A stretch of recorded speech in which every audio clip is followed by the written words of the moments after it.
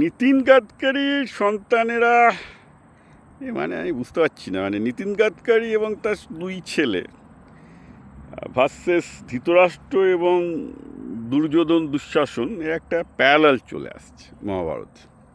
কীরকম আপনারা জানেন যে E20-তে এই গভর্নমেন্টের এই চালানোর পেছনে সবাই বলছে নীতিন গাডকারির ছেলেকে প্রমোট করার একটা ভূমিকা ছিল, কারণ তার কোম্পানি ইথানল তৈরি করে।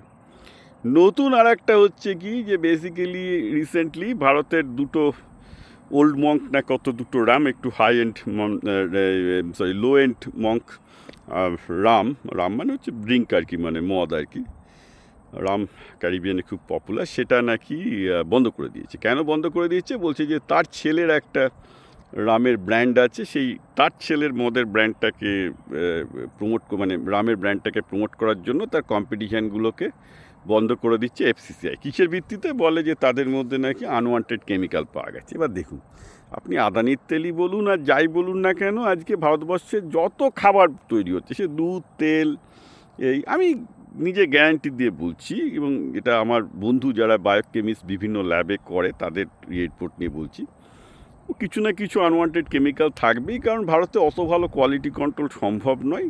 কারণ অত ভালো কোয়ালিটি কন্ট্রোল করতে গেলে ভারতে যে দামে প্রোডাক্ট বেচতে হবে সেটা ভারতীয় কনজিউমার নিতে পারবে না। তো এখানে এখন দেখুন, আমি জানি কালকে বিজেপির বলবে যে না, এটা তো FCCI করেছে, এটা অলরেডি একটা ল্যাবরেটরি থেকে রিপোর্ট দিয়েছে যে এই রামের মধ্যে এই আনওয়ান্টেড কেমিক্যাল, এই বেসিক্যালি অপ্রয়োজনীয় কেমিক্যালগুলো পাওয়া গেছে, যেগুলো নিষিদ্ধ।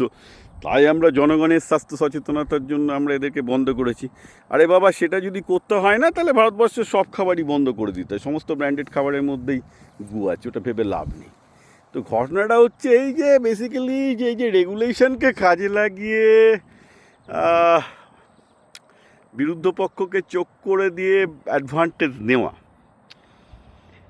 এইটা একটা ভারতবর্ষে নতুন খেলা হিসাবে আসছে। এটা আমেরিকাতেও ছিল বাইরে। তো এখন প্রশ্ন হচ্ছে, এক্ষেত্রে ভারতে খেলাধুলার সাথে দেখা যাচ্ছে দুই মন্ত্রীর পুত্র নিজেরা জড়িত আর কি। তো এখন ব্যাপারটা হচ্ছে, আমি ভালো যে এই ঘটনাটা ঘটেছে, কারণ এটাতে লোকজনের টনক নাড়বে। কারণ আমি জানি কালকেই বিজেপির লোকজন হাঁ করে এগিয়ে এসে বলবে, আরে ভাই FSSAI থেকে করেছে, এদের মধ্যে তো সত্যিই তো কন্টামিনেটেড কেমিক্যাল আছে, এই কন্টামিনেটেড কেমিক্যাল এত বাজে, জনগণ তো স্বাস্থ্য বাঁচানোর জন্য লোককে এই রাম দুটো বন্ধ করেছে। কিন্তু ভাই, প্রশ্নটা হলো বাকি আরও অনেক সব প্রোডাক্ট, আমি চ্যালেঞ্জ দিচ্ছি, ভারতবর্ষে যত প্রোডাক্ট আছে সব প্রোডাক্টের মধ্যে কন্টামিনেশন থাকে। তো সেগুলো সব টেস্ট করে সব লোকজন রিপোর্ট বার করে দিক, তাহলেই তো দুধ জলকে জানি পানি হবে। আপনারা যদি করতে চান তো সবগুলোর জন্যই করুন না, শুধু সিলেক্টিভলি আপনার মন্ত্রীর ছেলেদের কম্পিটিশন মারার জন্য কেন করছেন? করলে সবারটার জন্য করুন। সেটা আমিও চাই যে ভারতের সংস্থাগুলো, মানে FSSAI, FDA-র মতো একটা শক্তিশালী সংস্থা হোক। কিন্তু ঘটনাটা হচ্ছে এই যে বেসিক্যালি যে আপনাদের একটা জিনিস ভাবতেই হবে, যে এটা দেখা দরকার যে কোনো মন্ত্রী তার পলিটিক্যাল পজিশনের দুর্ব্যবহার করছে কি না। এই ব্যাপারটা কিন্তু সবসময় মাথায় খেয়াল রাখতে হবে, because if that happens, there will be no end to that. It will be monopoly and it will be disaster.